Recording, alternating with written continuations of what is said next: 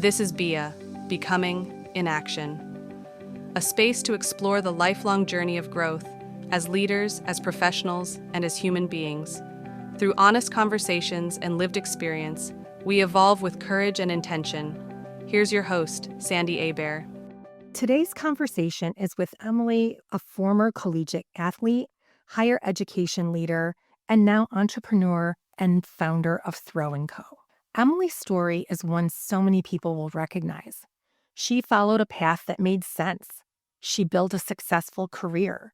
She did meaningful work. And then there came a moment where she asked a deeper question. Is this still who I am becoming?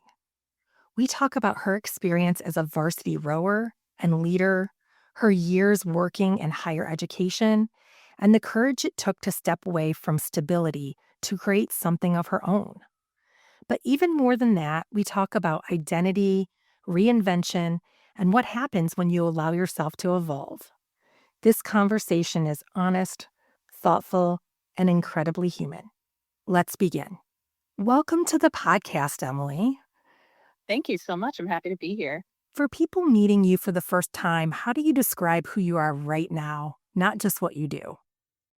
Answering this question is it's such an interesting exercise because so much of our standard intro revolves around what it is that we do. And for me, I'm very lucky that what I do is based on a very core part of my identity. But outside of what I do, if I were to describe who I am right now, I'm a friend, I'm an aunt, I'm a golfer, I'm an occasional stubborn runner. I am a lover of all things vintage and a collector of vintage duck ephemera. I love to bake. I'm a sports fan. And after all of that, ultimately, I am a thrower. I'm an events planner and an events professional, and I love to create community and gather people together. I feel like such a kindred spirit with you in so many ways, except I'm not a golfer. Just like me. Yes, I'm a thriller just like you, but I'm not a golfer. It can get you there. Okay. I don't know. When you look back over your life so far, what feels like the common thread that connects all of your chapters? I'm going to say to an annoying extent in this conversation, the phrase I'm lucky, but I do truly feel like I'm very lucky to have had the opportunities and support systems that I've had throughout my life. Getting to reflect on common thread that connects all my chapters. I think what stood out to me the most was that I've always been a part of a very large community in some way. I've always had a large community of people to lean on or surround myself with. I come from a very large family. My mom is one of 9. My dad is one of 7. I have tons of cousins. We all lived very close to each other. On my dad's side, especially, they all lived kind of like on the same piece of property. So I grew up running around with my cousins all the time. And it was so normal to be surrounded by so many people all the time throughout my childhood. And then I was always involved in team sports. So I always had a community of teammates and coaches. Even the people in my neighborhood were very familiar, very close to us. And I continued with team sports all throughout college. And then even in my professional career, I think I was most contented in the roles that allowed me to build and mentor large teams of students. I think the times that I've felt displaced or not quite right in my roles or if it was like a rough chapter, it was when I was absent that team or community. And I think it makes a lot of sense given that I've chosen to spend my career helping people gather those communities and strengthen those bonds, that my common thread that unites so many of my best, most successful chapters, the presence of a very strong community. That is so beautiful. And you are lucky to grow up with that kind of community around you. That's amazing. Truly. I didn't realize it was so unusual until, I got to college and people were like, oh, I don't even know my cousins. Like, what are you talking about? How do you not know? And it really was an interesting lesson to learn that I'd been so lucky to have that strong family and strong bond and very large support system my whole life. A true blessing. You were a varsity rower at University of Notre Dame. What drew you to rowing, and what did the sport give you as a young adult? So it's funny how I ended up in rowing. Obviously you can't tell from an audio medium, I'm about 5'10", 5'11". My dating profile says 5'10", but truly I think I'm a little taller than that. I was a basketball player my whole life. My dad was my coach, spent years playing every level of basketball, throughout the year. And it was my intention to play basketball in high school. My high school had a very strong basketball program. But my freshman year of high school, I got mono and I was out of school for a month. And I missed all the basketball tryouts. And when I came back to school and tried to rejoin basketball, I started to relapse. I was still so weak and so impacted by the mono that just knocked me out.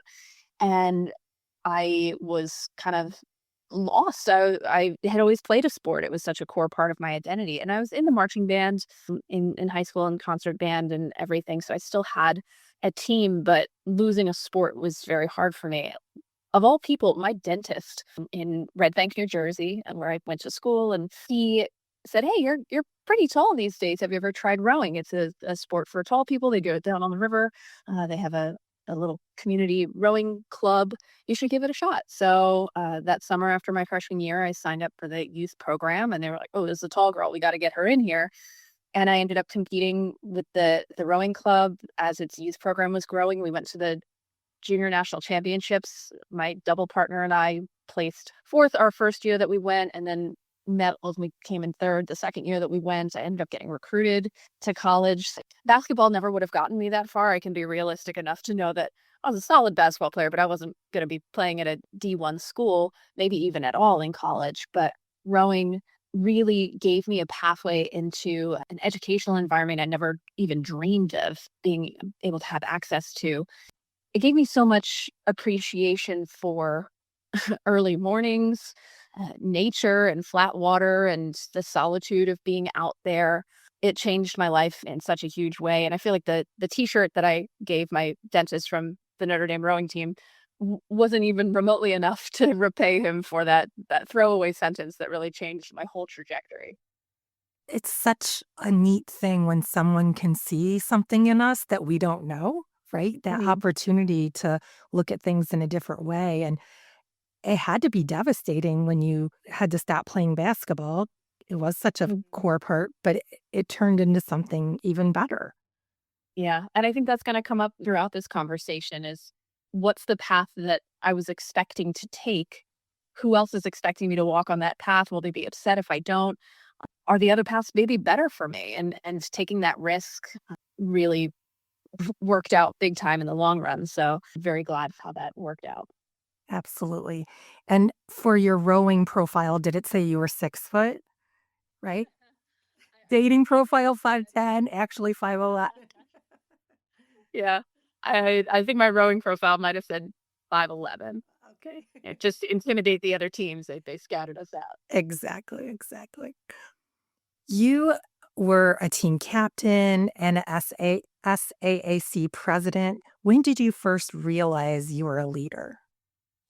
So I think maybe in high school, the summer between junior and senior year, I was on a bike trip, a cross country bike trip, and we were all talking about what we were going back to when we got back to school. And I was thinking about my senior year and talking to some folks, and I was like, "Yeah, I'm going back to I'll be the president of the band and the student director of the church school choir and the copy editor of the paper and XYZ things." I realized I was like, "Oh, that's a long list of responsibilities."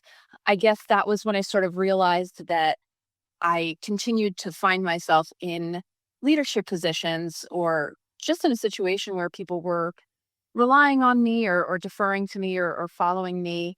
And looking back on it after years and years of that trend continuing, I've never been the loudest person in the room. I've never demanded the attention of everybody in the room. I think my leadership style has always been defined by very much servant leadership, humility, gratitude, and I think that's something that just resonates with people. I think that they gravitated to me as a leader because I made them feel seen and respected and appreciated. That's something that I've always tried to remind myself moving forward in my career is to always stay humble as a leader and always be grateful to the people who are a part of your team because everybody has a role to play. So I think high school was when I started to realize that I was finding myself in these positions, and college was maybe when I started to figure out why people were responding to the style of leadership that I was embodying.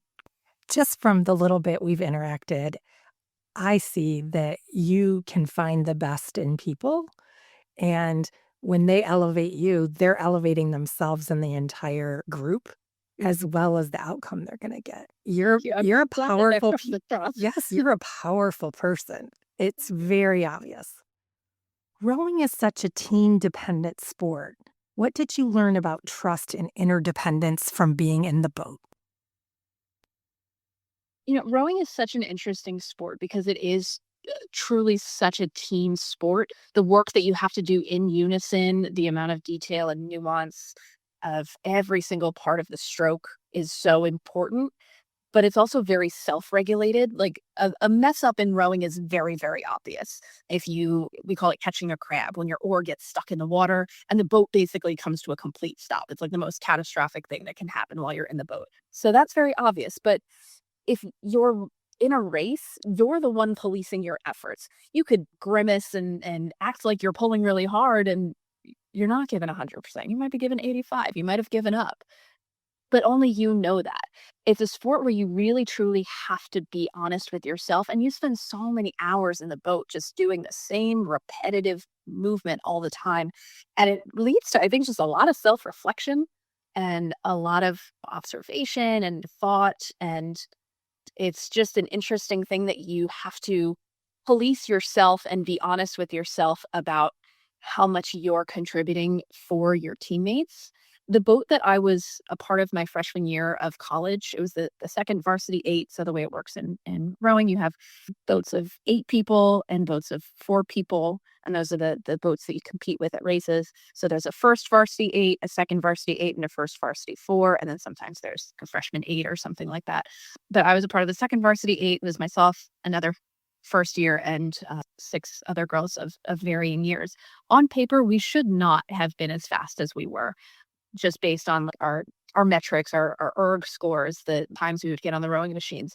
We were not by any stretch the strongest girls on the team, but we had the most amazing chemistry as a little team of 8 rowers and 1 coxswain. So the 9 of us, there was some sort of magic that happened that we all knew that we were in it for each other and we were unstoppable. We didn't find that same level of chemistry. Again, we still had a very successful career as the Fighting Irish. We won the Big East Championship every year that I was there, but that boat had something really special. And I think it was just complete and total trust in each other that we were giving it everything we had every single time. We were in it for each other. We were not in it for ourselves. To learn my freshman year, the power of that sort of camaraderie and trust in your teammates was a really powerful lesson to learn. It's magical. It truly was. We called it like the magic boat. My coach would be scratching his head every day because a lot of days we would beat the first boat in practice races. And he was like, "How is this happening? I don't understand." And there was just something magical about the way that we all fit together. Sometimes 1 plus 1 equals more than 2. Mhm. Very much so. The whole was very much greater than the sum of its parts. Athletics often shapes identity in very powerful ways. Did you ever struggle with who am I now after college sports ended? Absolutely. I had sort of a practice moment of refinding my identity. In my junior year, I had a shoulder injury. I had to have surgery. I was out for a lot of the season. Luckily, I was able to come back, finish out the spring season, but I was really thrust into a loss of my routine, a loss of that reflective time on the water. When you're involved in sport, you get so much external validation from the thing that you're participating in. And obviously, that community that I was a part of every day, the girls run down to the boathouse together and run back and be on the same schedule. And I would join them for dinner and everything after I'd have physical therapy, but it just wasn't the same. And it's not that anybody was excluding me on purpose, obviously, but I had a moment before it really fully happened after graduation to see what it would be like if I didn't have this sport anymore, because that was very much a looming reality. And in that year, I was sad for for a while. I joined the gospel choir, so I found a way to be creative and do something that I had done in high school, being a part of a musical ensemble that was pretty low key. So that was fun. And my friends came to my gospel concert. Taught myself some video editing and made the team hype video. And I had the coaches take me out in the follow boat so I could get lots of footage. I found ways to continue fostering that sense of community among the team in the ways that I still could. I made them little travel pillows for the bus trip that I couldn't go on for spring training because it was a 9-hour drive to Tennessee for a spring training trip. I think it was a good exercise for me in learning that there are other ways that I can contribute to a team and build community without being a part of it in the same way that I expected. So there's lots of roles to be played on a team besides just being the person in the boat. After college, it took a little while to find my footing, but eventually, without rowing, I needed to find a community again. And I eventually did when I got to Rutgers University, but it took a little while to reestablish myself and decide what I wanted to do and where I could make the most impact. And it is hard when you build so much of your identity around participating in a sport, but having that opportunity to be a community builder on the team, I think gave me that chance to say, okay, maybe I can find myself again through community building efforts. And it sounds like you're a community builder everywhere you go. I think so. I think it's just maybe it's just a habit of mine or just a preference to. It's funny because I live alone and I'm very independent, but I'm ultimately always trying to bring people together or make people feel seen or make people feel appreciated and see the importance in that support system. And that's just always what I'm ultimately shooting for with almost everything that I do. It might even just be in your DNA, right? It must be. Nature versus nurture. It sounds like your whole family is that way. So hard to tease apart which one's which. So if I'm understanding correctly, you were in marching band. What did you play? What instrument? So I started on the clarinet. I'd been playing clarinet since the third grade, but it was a very, very small marching band. There was anywhere from 12 to 15 musicians marching on the field, Oh, that is small. which it was very small. But we usually won like the most entertaining award, not in like a patronizing way. Our band director, he always arranged our music and he was a big classic rock guy and so am I. So we got along great. So my freshman year, our show was, it was Queen.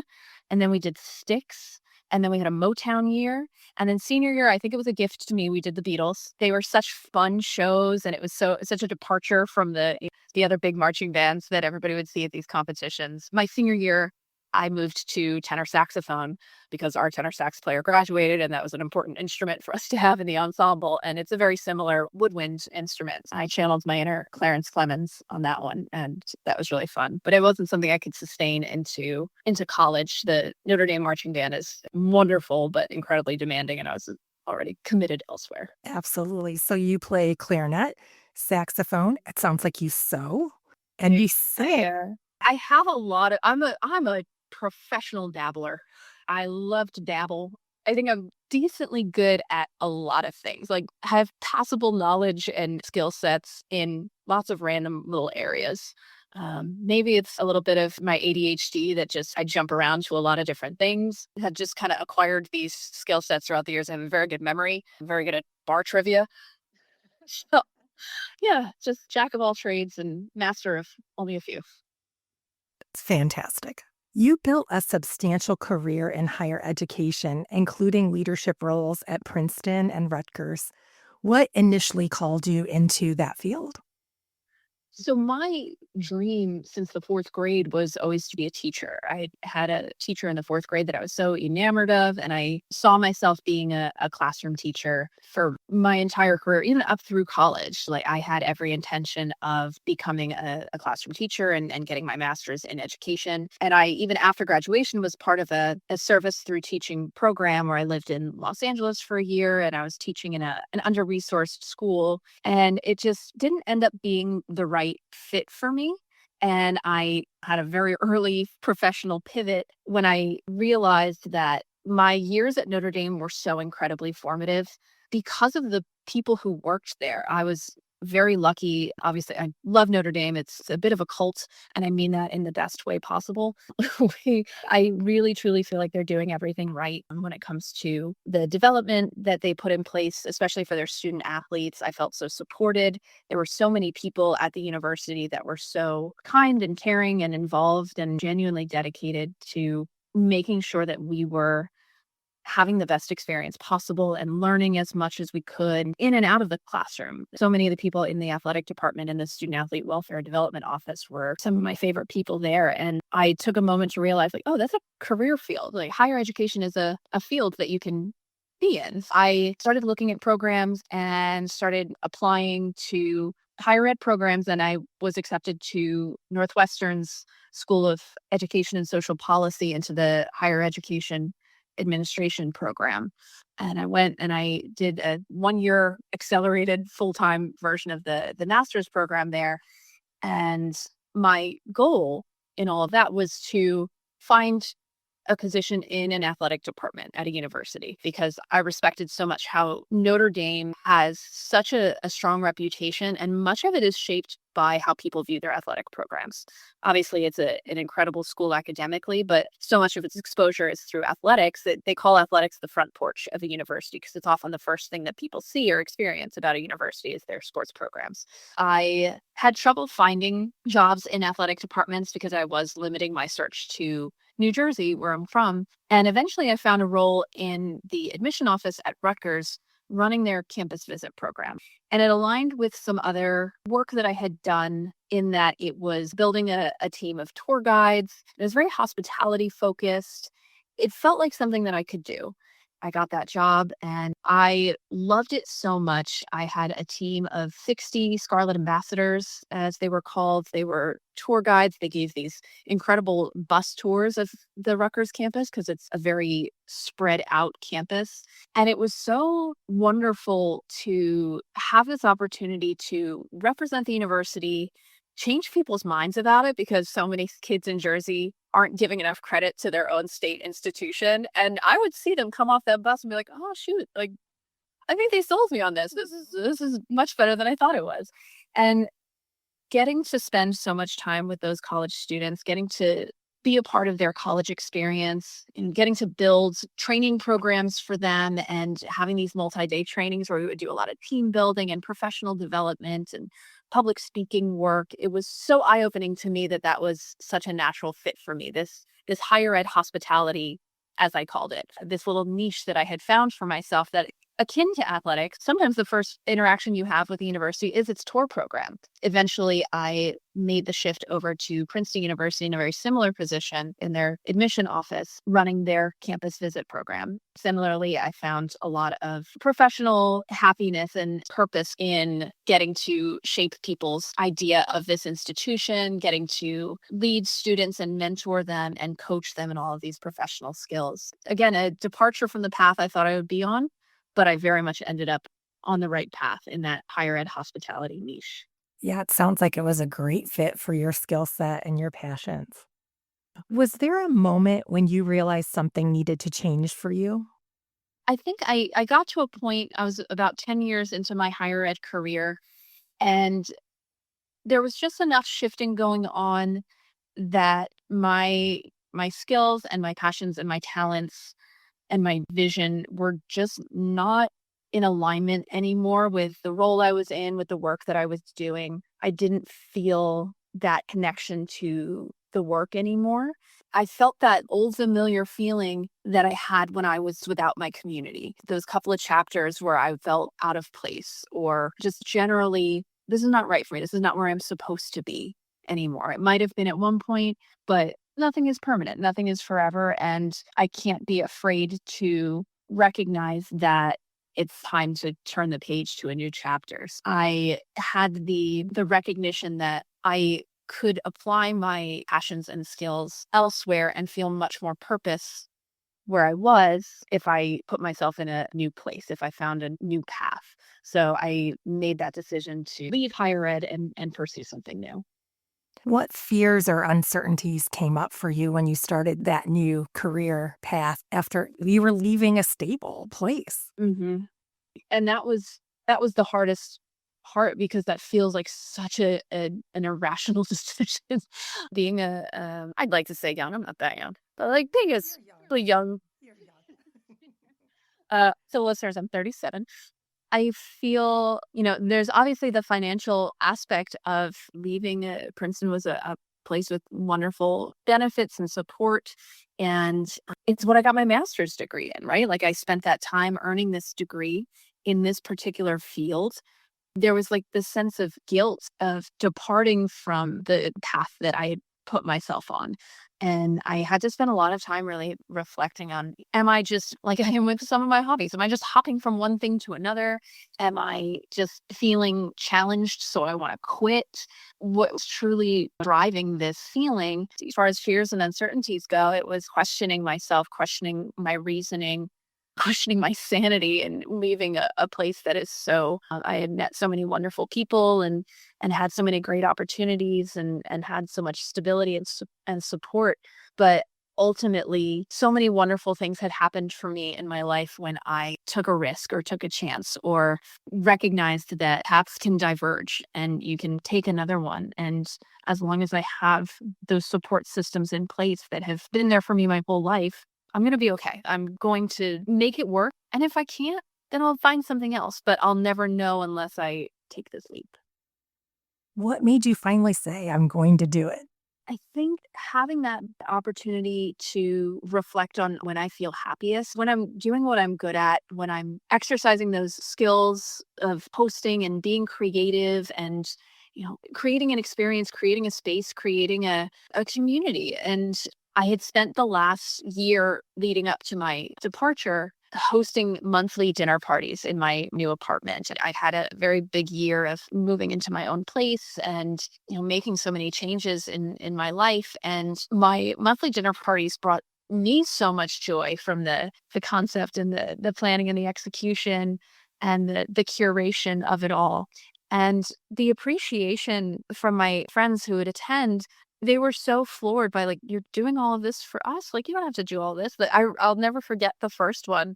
They were so taken aback by how extra I was being about it. But I was like, this is how I show gratitude and care. And you deserve this. You deserve the nice dishes. You deserve the effort. Effort is, I think, such a powerful gift to give in this day and age. And I felt so much goodness and purpose and validation and joy in planning those. I felt that my best next step was to share that feeling with others by helping them to achieve it themselves. In one of our first conversations together, we talked about that idea of effort. And more these days, things are becoming so frictionless. And I felt like I had arrived on this idea of effort being care made visible. And I wanted to share it at a time when I think people need it most, but also recognizing that not everybody knows how to do that, how to bring people together, how to host and make it special. There's nothing wrong with saying like, hey, bring over a bag of chips and we'll sit on the couch and watch Love is Blind. Love that. Wonderful. 10 out of 10. If you want to make things a little bit special or be very intentional in your gatherings, that's what I'm here to do, is to help people find that joy and community around a table.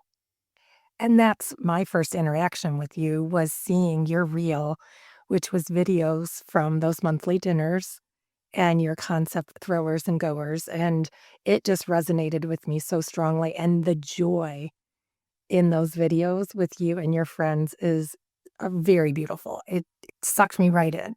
Thank you. I am so moved that it has resonated with so many people, that concept of the throwers and goers. And before I posted it, I even Googled like the phrase throwers and goers to be like, my family can't have made this up. And there was nothing. I mean, I haven't Googled it recently. I'm sure maybe my video would come up. But to put words to something that people have experienced, to help them frame their role in perhaps their families or their groups, to not minimize the role of either in those situations, because you need your throwers and you need your goers, and goers need a place to go, and throwers sometimes need help to throw. And I want to be, for as many people as I can, the person that either helps to teach the next generation of throwers who grew up in a society where everything was made so easy and effortless, and show them the joy in making that big effort and the gratitude that people have when they are the recipients of it. I feel so drawn to helping others gather in a way that feels intentional and meaningful and rewarding. Yes, tell us more about Throw and Co. and what you do and how you do it. So Throw and Co. at its core is a boutique tablescape and party rental company. We specialize in contemporary and vintage tablescapes and rentals, and we also offer hosting support services. So for some folks, they might just want to rent the pieces to match the occasion that they're hosting. Maybe they're hosting an Amalfi Coast theme party. The other day I had a Goodfellas themed party. So we put together a whole bunch of tables that were very Italian restaurant, old school, red and white checkered tablecloths and the sauce cans with the flowers and the garlic. It was How fun. it was very fun. There's a couple of different aspects of the business that are very important to me. One is the sustainability aspect of renting pieces. There's so many disposables in our lives these days that if you think about the amount of waste generated from one party, if you rely on just plastics or disposables, there's a better way to do it that's less impactful to the environment. And the pieces that we've curated in our collections, a lot of them are new or sourced new and are more contemporary, but there's a lot of really incredibly beautiful pieces, plates, glassware, etc., that are vintage or even handmade that have been a part of so many other celebrations before, so many birthdays and anniversaries throughout their lives, and they're pieces that have been made to last forever. I find a lot of joy in saving those pieces from rotting on a shelf somewhere or ending up in a landfill, and instead letting their beauty shine, letting their stories live on, adding people's stories to those pieces. The craftsmanship of them and the stories that they carry is something that's very powerful to me. And there's such a uniqueness about them. We also offer hosting support services for people who just want the pieces. Sure, I'll drop them off. I'll pick them up. We'll wash the dishes. You have a clean sink at the end of the night, and you had a wonderful party, and it was beautiful and thoughtful. You had everything you needed. We also offer pre-setup services. We'll help people plan their entire party.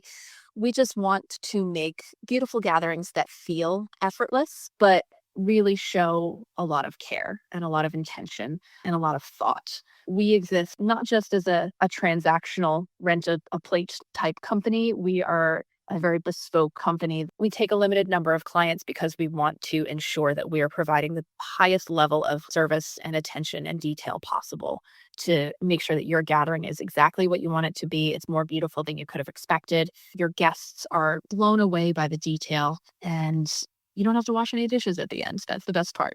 That is the best part. Your tablescapes are absolutely stunning. The breadth of the different styles is really nice to see. Thank you so much. It's not a skill set that I realized I really had. Like anything else, with practice and time and learning, it's something that I've gotten better and better at over the last couple of years. That Throw and Co has just been a concept, like just a little seed. It's been bubbling in my brain for so many years, but the time felt right to make it a reality. And it's been a lot of fun to learn more about the art of hosting, the art of table setting. It's been very rewarding so far. I'm so glad to hear that. What surprised you most about becoming an entrepreneur? I think the moment that we went from Throw and Co being a fun little idea to kind of daydream about to, oh no, this is real now. This is reality. This is happening was absolutely terrifying. The amount of bravery and self-confidence that you need to fully believe in your idea is astounding. One of the things that I have struggled with in conceptualizing this is that there is going to be a level of self promotion that is necessary. As we discussed earlier, so much of my leadership style has been very grounded in humility.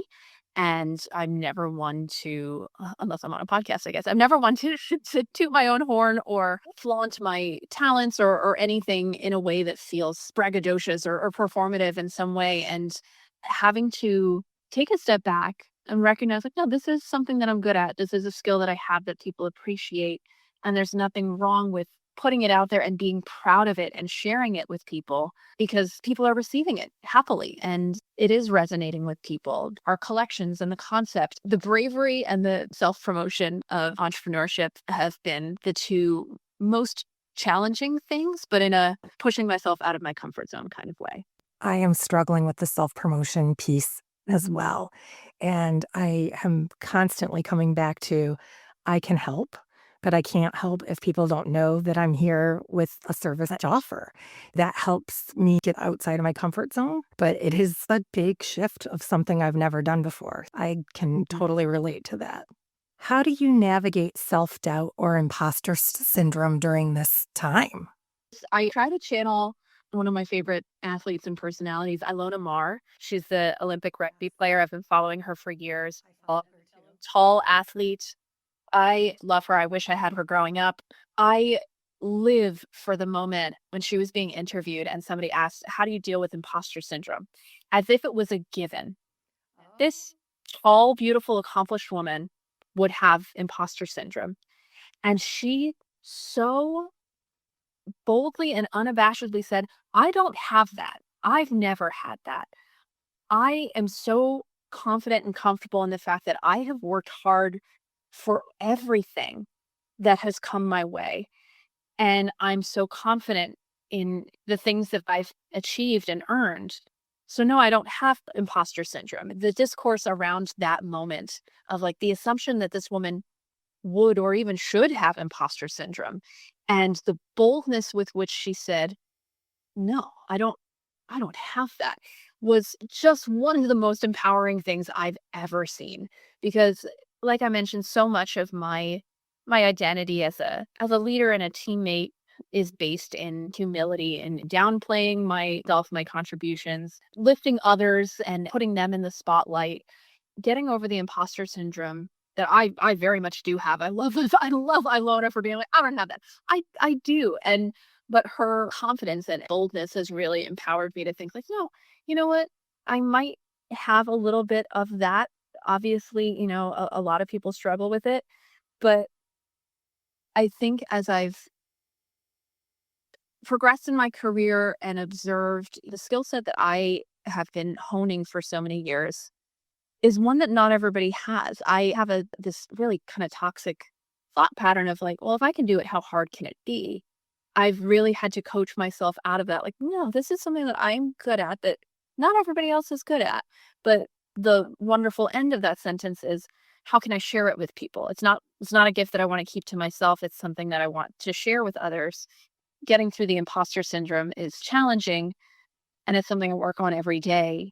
But I just try to channel Ilona and be like, no, I've not been given the roles and the accolades, the recognition that I've earned over these years for nothing. I just have to be very honest with myself and say there's certain privileges I've had in my life that have certainly allowed me into the spaces and teams and clubs and opportunities that got me to where I was, but I didn't elect myself SAC president. I didn't force these people to give me the jobs that they gave me, etc.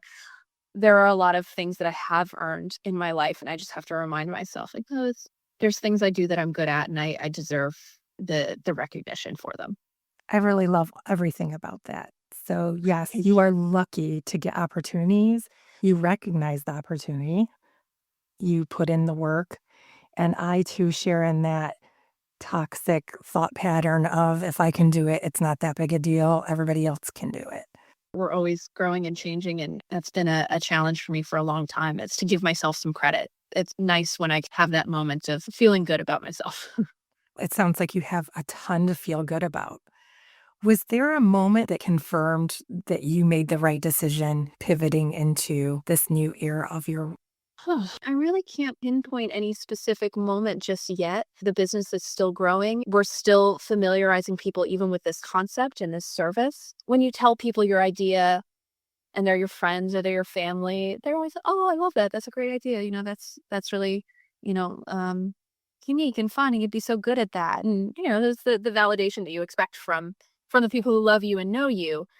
But what's really important is ultimately this is a business at the end of the day. Will people pay for this? The answer is yes, but it's more than just will people pay for it. It's are my goals of helping people to build their community being accomplished. I look forward to building relationships with these clients and seeing not just the photos of their gatherings, but the moments that are achieved, the after effects of their parties, the things that they learn about each other. And I might never learn the conversations that were had around that table, but I think what's going to be the most rewarding only is when I learn that the services I provide, the tables that I build for people to gather around, helps them to get to know their friends, their family, their neighbors, their coworkers, whoever it is, get to know them better, learn something new about themselves, about each other, and builds a stronger sense of identity. That's ultimately the goal that I'm achieving through pretty plates and glassware and linens and everything else. In the effort of creating a space where people feel welcomed and appreciated and valued,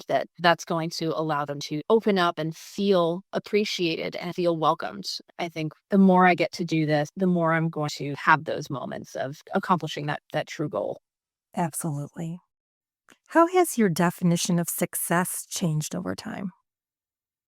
It's interesting. I think my definition of success has changed 400,000 times. There have been so many markers of success throughout my life and throughout the things that I've been a part of, from youth sports and participation trophies to all-star team trophies to team captain positions or leadership roles that get elected into, or awards or recognitions for the things that you're involved in. So there's always markers of success within the teams and organizations that you're a part of throughout your life. And I think also in my life, I've made the mistake of tying a lot of my success to the organizations that I've been affiliated with, the items on my resume, right? I have attributed so much of my personal value to the things that are on my resume or my LinkedIn profile. While that's important from a professional sense, in making the decision to completely jump off of that professional path that I was on, I really had to recontextualize what success is. I think success is ultimately knowing yourself, knowing what you have to give to others, and finding a way to do that. That's what I'm trying to do every day, is use the gifts and skills that I have to benefit the people around me. It's been very freeing to release myself of the pressure of adding another even more impressive line to my resume or another more impressive name to my resume, and instead focus my professional purpose on something that's more impactful to the people around me, to live for others.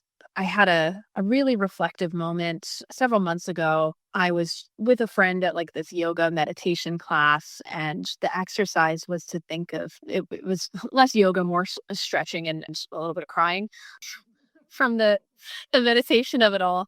The instructor asked, think of all the people in your life, think about who you love the most, and think about what they love about you. And I'm getting cheered up just thinking about it, because I have, a full Rolodex of faces that I went through. And I started thinking about my niece, who at the time was 3 years old.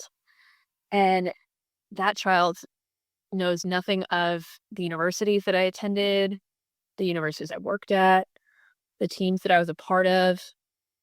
She just knows that she loves me and loves being around me.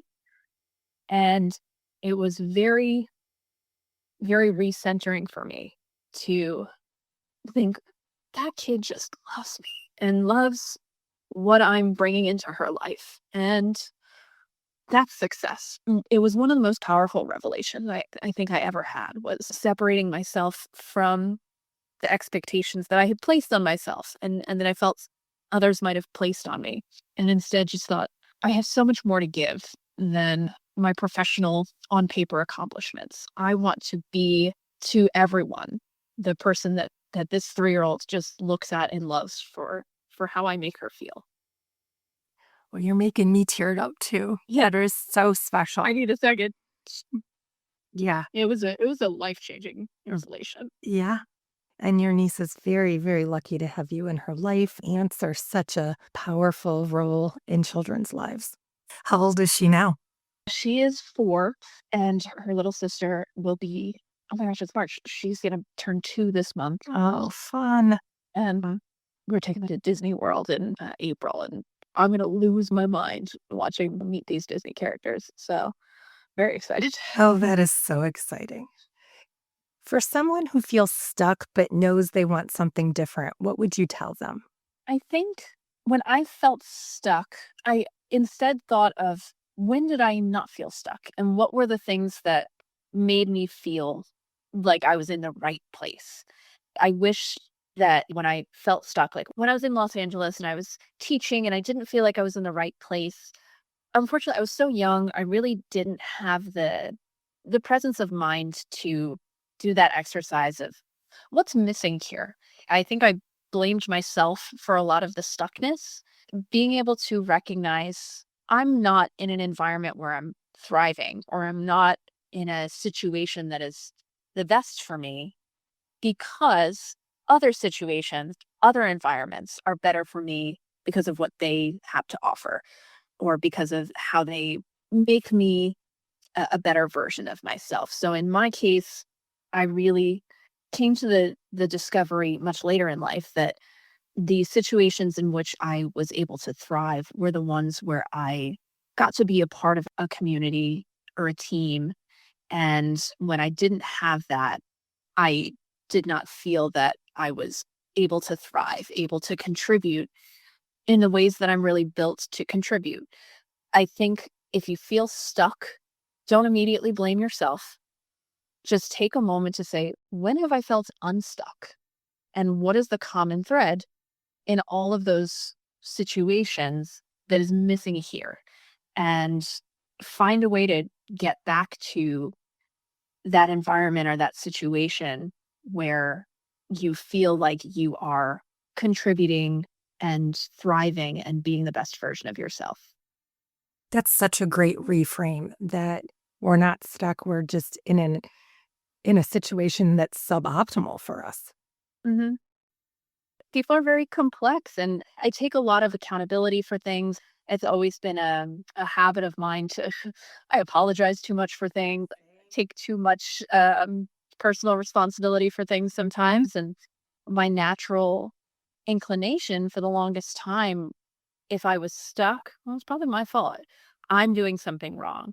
Sometimes that might be true, but other times it's like you can recognize it hasn't always been like this. There's other places, other communities, other structures in which I've been much happier. And perhaps I just need to be more mindful of the situations I put myself in or the situations that I seek out where I can be the best version of myself. What are you still becoming? That's such a great question. And I think the only answer is I'm excited to find out. So many things that I expected myself to become, I did not become. I did not become a college basketball player. I did not become a teacher. I did not become a student athlete welfare specialist. I had so many expectations of what I would become. I became something different and something better. I think opening myself up to the idea that I've always surprised myself in becoming something different than what I expected and somehow landing in the right place. Ultimately, I want to just become the version of myself that feels constant gratitude, constant community, constant purpose, and is surrounded by people I love. It doesn't matter what role I write down. If I have those things, then I've become something that I can be very proud of. And I think I'm still becoming that person that can be brave and accept that the best laid plans are often not, that's not where you end up. And that's okay. I'm becoming somebody who's okay with change and accepting it and embracing it. I'm becoming a much braver and more confident version of myself. Now, our lightning round. Ooh, Are you more observation or focus? observation. Morning row or morning coffee? Morning row. Okay. A song that represents your current season. Hmm. What a fool believes. As Jay Bieber. A belief you've outgrown. that success can be measured by your resume and accomplishments. A motto you live by. I find myself saying no worries a lot. Like, no worries, when in fact there are often a lot of worries. But I think I try to channel like that idea of like, hey, it's not that serious. There are some things that yes, they are that serious, but ultimately I'm trying to sweat the small stuff less. Absolutely. If you could go back and talk to the version of yourself who was afraid to make the leap, what would you say to her? I understand why you're afraid, but you don't even realize that you've done this before. So powerful. At this stage in the entrepreneurial journey, it's nice to find other people who are in a similar spot. I'm glad that we're able to connect and commiserate and find kindred spirit. Like I said, I don't often put myself in the position where I'm speaking for the whole group or giving a lot of credence to the things that I have to say. So to have a microphone and to have someone value the things that I have to say is very validating. Yeah. I think that's the most impressive thing about you is how much you do care and how much you are working to build community. We're not going through this life alone. We forget sometimes our stories are inspiring and Mhm. will connect with people and will make a difference. Yeah. And thank you for giving people this outlet Yeah. to do that.